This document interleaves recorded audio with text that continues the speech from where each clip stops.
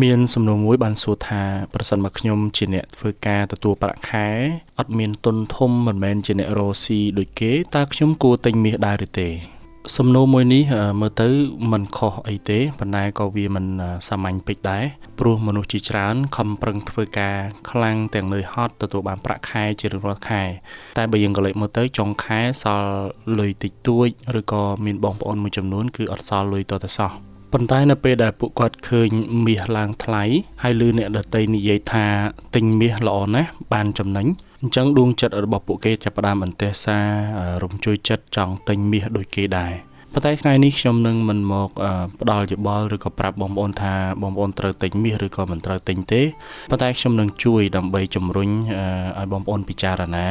គិតទៅលើលក្ខខណ្ឌជាក់ស្ដែងនៃការរស់នៅរបស់បងប្អូននិងសមត្ថភាពរកចំណូលរបស់បងប្អូនតាមស្ថានភាពជាក់ស្ដែងហើយពិចារណាតាមការគួរអញ្ចឹងបើយើងក្រឡេកមើលតម្លៃមាសនៅថ្ងៃនេះទី3ខែកុម្ភៈឆ្នាំ2026នេះធ្លាក់នៅសល់ត្រឹម$585នៅក្នុង1ជីអញ្ចឹងតម្លៃមាសមានការប្រែប្រួលបន្តិចបន្តួចដូច្នេះយើងចូលមកក្នុងប្រធានបទរបស់យើងប្រសិនបើបងប្អូនដែលរកចំណូលបានតាមរយៈប្រាក់ខែអញ្ចឹងអ្វីដែលបងប្អូនត្រូវពិចារណាបងប្អូនត្រូវពិនិត្យមើលស្ថានភាពរបស់បងប្អូនពាក់ព័ន្ធទៅនឹងហិរញ្ញវត្ថុតើបែបណាតើបងប្អូនមានចំណូលស្ថិតស្ថេរទៀងទាត់ហើយមានសល់លុយដែរឬទេ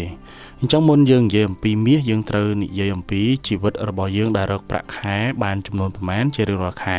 ហើយប្រាក់ខែភាគច្រើនយើងចំណាយទៅលើអីខ្លះហើយយើងត្រូវកំណត់ប្រាក់ខែខ្លួនឯងគឺយើងត្រូវដឹងថាប្រាក់ខែចូលថេរតែការចំណាយថេរដែរឬទេតើមានកាតព្វកិច្ចច្រើនដែរអត់ប្រសិនបើយើងមានកាតព្វកិច្ចក្នុងការចំណាយនៃចំណូលរបស់យើងប្រចាំខែទៅលើថ្លៃផ្ទះថ្លៃអាហារថ្លៃកូនរៀនបំណុលធនាគារឬក៏ខែខ្លះតើយើងមានបញ្ហាអ្វីផ្សេងកើតឡើងដោយចៃដន្យទេឡានខូចក្រុមគ្រួសារឈឺឬក៏ព្រឹត្តិការណ៍ផ្សេងៗដែលកើតមាននៅក្នុងក្រុមគ្រួសាររបស់យើងតើប្រាក់ខែរបស់យើងអាចបាត់បង់ឬក៏ត្រូវចំណាយភ្លាមៗទៅលើហេតុការណ៍ទាំងនោះដែរឬទេដូច្នេះលោកអ្នកបងប្អូនទាំងអស់គ្នាដែលមានចំណូលជាប្រាក់ខែមិនអាចយកលុយទៅវិនិយោគដោយមិនបានគិតជាមុននោះទេនេះគឺជាចំណុចសំខាន់ដែលលោកអ្នកបងប្អូនត្រូវមើលជាមុនសិនពិនិត្យជាមុនសិនមុនបងប្អូនចាប់អារម្មណ៍ទៅលើមាសដូចអ្នកដទៃដែលគេកំពុងតែទិញយកមកទុកសន្សំឬក៏វិនិយោគអញ្ចឹងយើងមិនអាចតាមគេតាមឯងប៉ុន្តែស្ថានភាពគ្រួសាររបស់យើងកំពុងតែដុនដាបនោះទេឥឡូវយើងមកនិយាយអំពីតើមាសមានសារៈសំខាន់អីសម្រាប់បងប្អូនដែលជាអ្នកដែលរកលុយតាមរយៈប្រាក់ខែប្រាក់ប្រចាំខែមិនមែនជាអ្នករកស៊ីណាអញ្ចឹងមាសមិនមែនជាឧបករណ៍ដើម្បីឲ្យបងប្អូនអាចរកលុយបានលឿនទេហើយមាសក៏មិនមែនធ្វើឲ្យយើងមានខ្លាយទៅជាអ្នកមានភ្លាមដែរហើយយើងត្រូវគិតឲ្យយល់ថាមាសគឺជាកន្លែងរក្សាតម្លៃមាសគឺជាអ្នកដែលការពារលុយពីអតិផរណាហើយមាសគឺការពារហានិភ័យពេលសេដ្ឋកិច្ចអស្ថិរភាពឬក៏មិននឹងណសម្រាប់លោកអ្នកបងប្អូនដែលមានចំណូលតាមរយៈប្រាក់ខែមាសគឺស្មើឲ្យការសន្សំរយៈពេលវែងអញ្ចឹងបងប្អូនត្រូវចាំថាប្រសិនបើបងប្អូនមានចំណូលតាមរយៈប្រាក់ប្រចាំខែឬក៏ធ្វើការជាអ្នកធ្វើការនៅរោងចក្រធ្វើការនៅអង្គការក្រុមហ៊ុនឲ្យតែបងប្អូនដែលរកចំណូលតាមរយៈប្រាក់ខែមាសគឺស្មើនឹងការសន្សំរយៈពេលវែងសម្រាប់បងប្អូនមិនមែនទិញថ្ងៃនេះលក់ខែក្រោយមិនមែនទិញដោយខ្ចីលុយធនាគារមកទិញមិនមែនទិញដោយមិនមានលុយសម្រាប់ពេលមានអាសន្ននោះទេអញ្ចឹងសំណួរសួរថា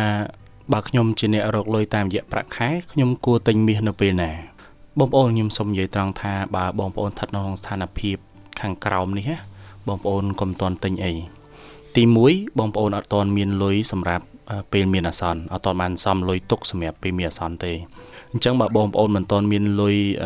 យ៉ាងហោចណាស់អាចទប់ប្រសិនបើបងប្អូនអត់ការងារធ្វើអត់ចំណូលពី3ទៅ6ខែទេបងប្អូនកុំទាន់គិតពីមាសអីប៉ុន្តែប្រសិនបើបងប្អូនមានថាសន្សំលុយទុកពេលមានអាសន្នឧទាហរណ៍នៅសុកឈឺនៅសុកបាត់បង់ការងារអត់មានចំណូលប៉ុន្តែយើងមានលុយសន្សំដើម្បីទប់បានអានឹងបងប្អូនអាចពិចារណាអញ្ចឹងកុំទាន់គិតអំពីមាសហើយទី2បើបងប្អូនកំពុងតែមានបំណុលការប្រាក់ខ្ពស់អានឹងក៏កុំទាន់គិតដែរបងប្អូននៅជាប់កាតឥណទាននៅជាប់បំណុលធនាគារហើយយើងត្រូវគិតអំពីការសងបំណុលមុនល្អជាជាងការទិញមាសហើយទី3 ការដែលបងប្អូនចង់ទិញតាមអារម្មណ៍អញ្ចឹងឃើញគេនិយាយពីមាសឡើងថ្លៃទិញទៅចំណេញចេះចំណេញចុះ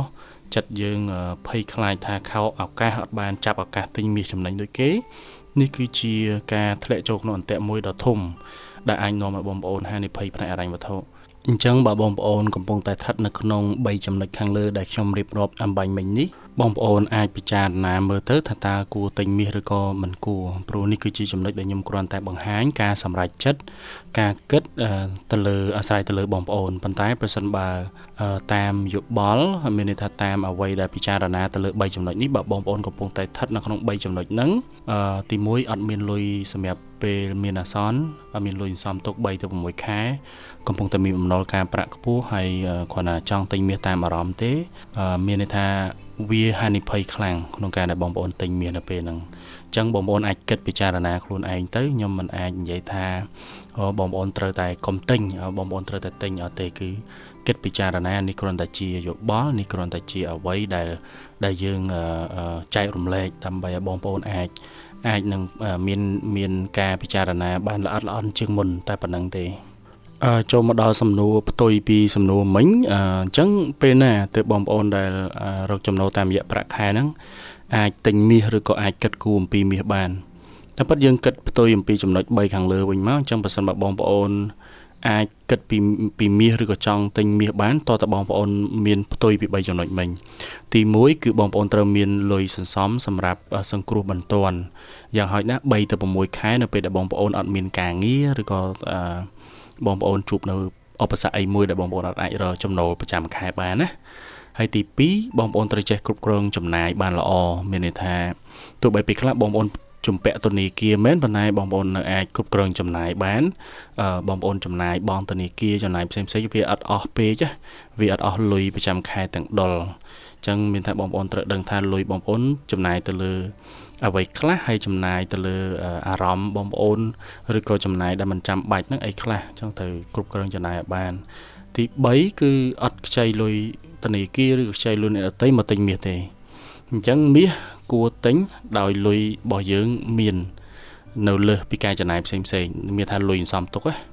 មែនលុយចាំបាច់ទុកសម្រាប់បង់សាលាកូនទុកសម្រាប់ធ្វើអីផ្សេងហើយយកមកទិញមាសនោះទេហើយទី4បើសិនបើទិញត្រូវទិញសន្សំទុករយៈពេលវែងទៅល្អទិញមាសមានថាមិនមែនទិញហើយបខំចិត្តលក់វិញអាហ្នឹងគឺវាខាតហើយទិញទាំងភ័យនៅពេលដែលមាសឡើងចុះគាត់ថាទិញថ្ងៃហ្នឹងមាសស្អែកធ្លាក់បានអញ្ចឹងបងប្អូនដឹងហើយថ្ងៃហ្នឹងមាសចុះមក$585